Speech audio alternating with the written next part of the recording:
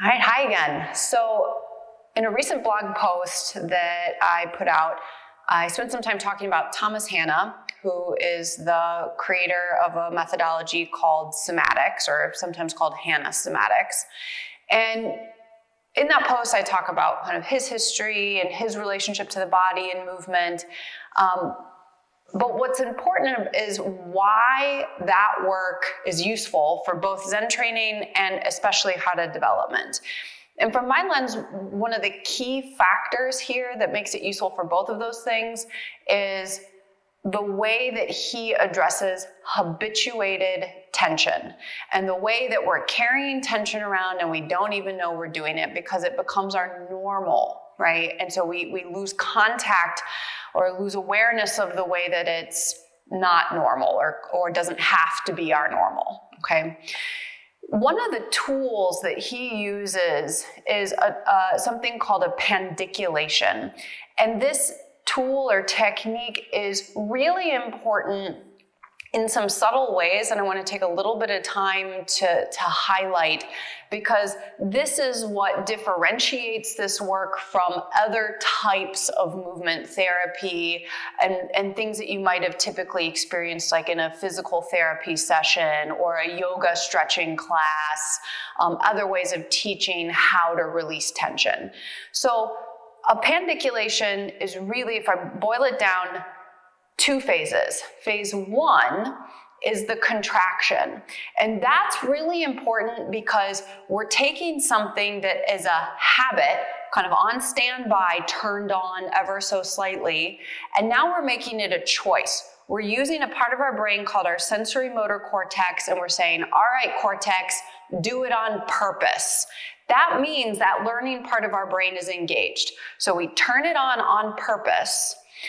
The second part is a very, underline, circle, highlight that very slow release of that contraction.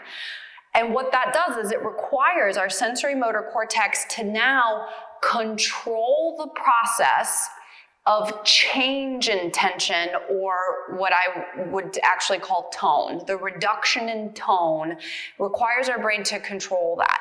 That control is the teaching tool. We have to learn how to let go, right? Because if you remember what I just said a couple moments ago, the habit is to not completely let go. So this is our way of relearning how to let go, how to let tension drop. And because it's so intentional, it can change our baseline. It changes what we call the neuromuscular patterning, or what I like to think of as the software program. That's how we organize movement, right? So we'll have new choices available to us.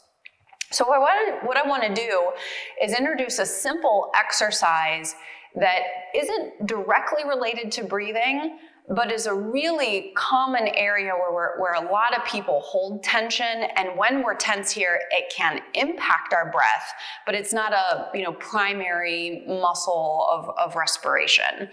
So what we're going to look at is a muscle called the trapezius, or the upper trapezius, which lives kind of in this area, broadly speaking. It covers both sides of the body here. And so we're going to use a pandiculation to help us learn how to talk to the trapezius, teaching it how to release. Now, for simplicity's sake, I'm going to work both sides at the same time, but this is an exercise that you can do focusing on one side at a time. And if you're a person who has a lot of tension here, I actually recommend that, but you can take that path independently. Okay, so here's how the exercise is going to go. I'm going to let my arms hang by my sides. And what I want you to think about is that your arms are the weight, a passive weight that your trapezius is lifting. Like if you go to the gym and you pick up a dumbbell, right? So we each have the dumbbell of our arms, okay? So phase one is the contraction. So I'm going to use my trapezius.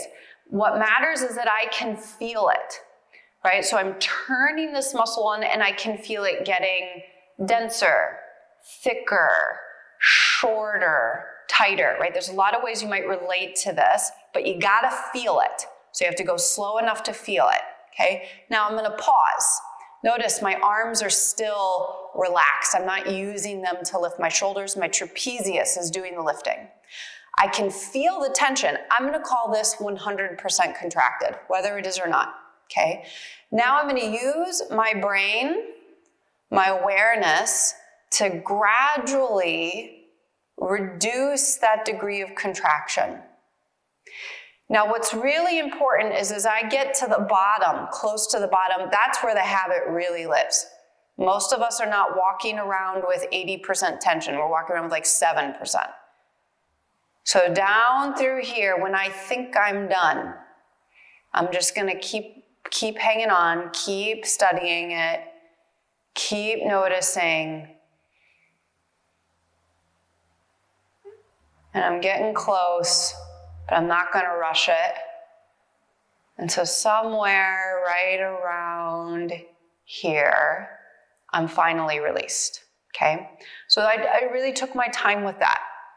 Now, I was talking to you, so that actually diminished a little bit my quality of awareness. So you wanna be quiet, you wanna go slow, and then let's do one more together. So we're gonna slowly turn it on.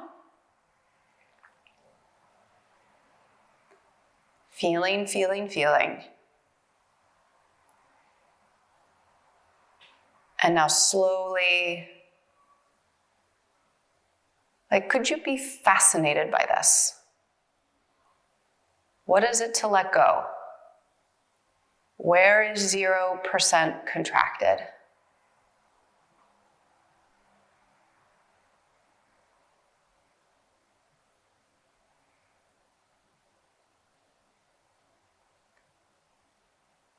Good.